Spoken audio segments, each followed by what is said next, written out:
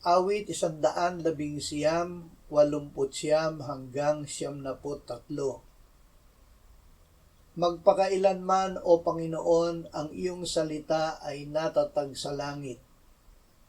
Nananatili sa lahat ng salinlahi ang iyong katapatan. Iyong itinatag ang lupa at ito'y nananatiling matibay.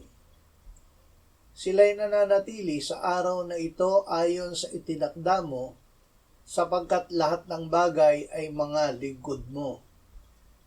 Kung ang kautusan mo'y hindi ko naging katuwaan, namatay na sana ako sa aking kalungkutan.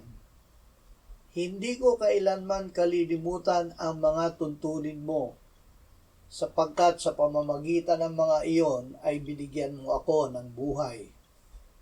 Walang hanggang salita. Ang salita ng Diyos ay walang hanggan dahil siya ay walang hanggan. Siya ay walang pasimula at walang wakas, kaya't siya at ang kanyang salita ay magpakailanman.